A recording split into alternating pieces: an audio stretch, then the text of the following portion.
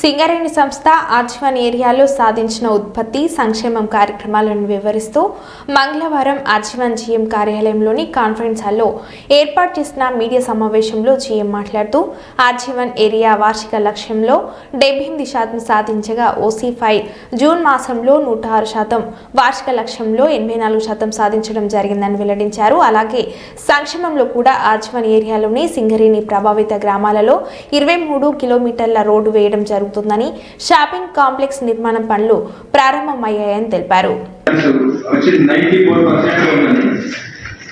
అందులో open class OC5 2.7 lakhs గాను 2.8 lakhs వచ్చి 106% ఉంది. శాండ్ సప్లై ఏదైతే ఉందో ఇంతకుముందు లేదు.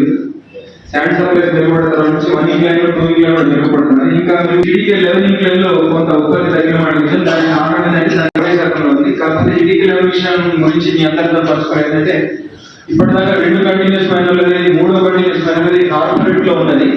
టెండర్లు సుమారు ఒక నెల లోపల టెండర్లు మనము 3వ కంటిన్యూస్ మైనర్ సంతోషిస్తున్నాము. దానికి ఎన్విరాన్మెంటల్ క్లియరెన్స్ ఏదైతే ఉందో CFO అంటాము. అది 1.5 మిలియన్ టన్స్ గాను అనుమతులు లభించాయి. ఇది మనం ఉత్పత్తి పెంచుకోవడానికి. సో తొందరలోనే ఈ నెలలోనే టెండర్లు ప్రకటించడం, ఒక 3-4 నెలల్లో కొత్త సీఎం రావడానికి శాండ్ సప్లైస్ బాగా మెరుగైంది. అట్లే ఎంశాండ్ ప్లాంట్ అవుతుందో అది కొద్ది రోజులు OC5 విషయానికి వస్తే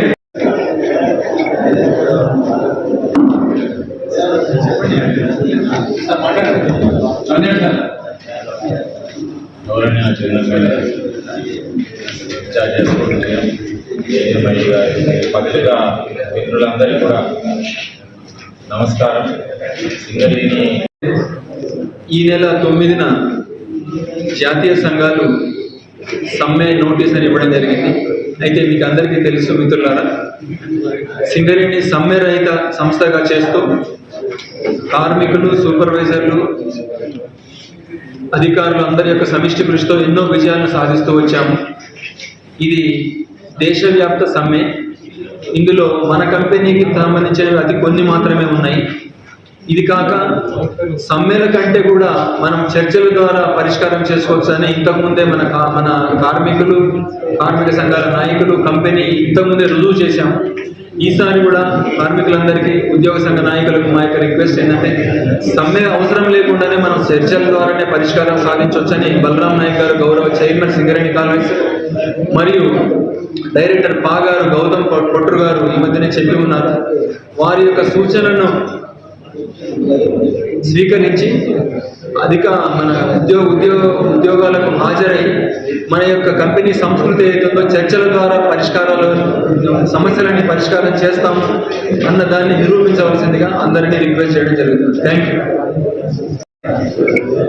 ఆర్జీవన్ ఏరియా జూన్ నెల యొక్క ఉత్పత్తి, ఉత్పాదకత వివరాలు మరియు సంక్షేమ వివరాలు, ఉద్యోగులకు సంబంధించిన విజయాలు, కార్మికులకు సంబంధించిన విజయాలు అన్నింటినీ తెలుసుకోవడం కోసం ఈరోజు ప్రెస్ మీట్ ఏర్పాటు చేయడం జరిగింది. దీని అధిక సంఖ్యలో హాజరైన ప్రెస్ మిత్రులందరికీ కృతజ్ఞతలు.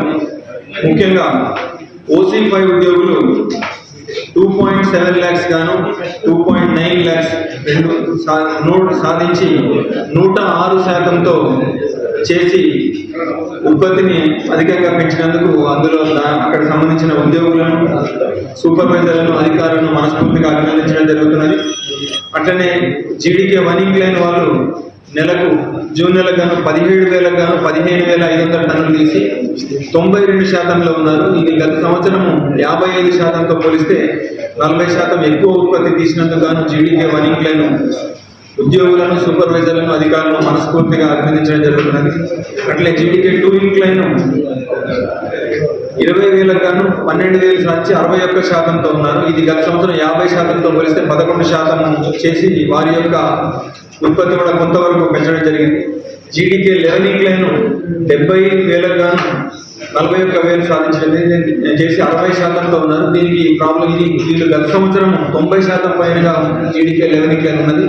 కానీ ఇప్పుడు ఈ నెలలలో కొత్త డిస్ట్రిక్ట్ తయారు చేసుకోవడం కోసం కంటిన్యూస్ మైనర్ కొన్ని సాంకేతిక సమస్యలు ఉండడం వల్ల దాని పనులు జరుగుతున్నాయి. అందువల్లనే తగ్గింది. జీడీకే 11లో ఇంకొక ముఖ్యమైన విషయం, ఇప్పుడు 2 కంటిన్యూస్ మైనర్లు ఉన్నాయి. 3వ కంటిన్యూస్ మైనర్ ఈ నెలలో టెండర్లు సాధించడం జరుగుతుంది. ఒక కొద్ది నెలల్లోనే 3వ కంటిన్యూస్ మైనర్ వచ్చి మన సింగరేణిలోనే మొట్టమొదటి మైనగా జీడీకే 11 రావడం జరుగుతున్నది. అట్లనే కొద్ది నెలల్లోనే వచ్చే 2-3 నెలల్లో ఈ కంటిన్యూస్ మైనర్లు 2 కూడా వాటి పూర్తి స్థాయిలో ఉత్పత్తి సాధించి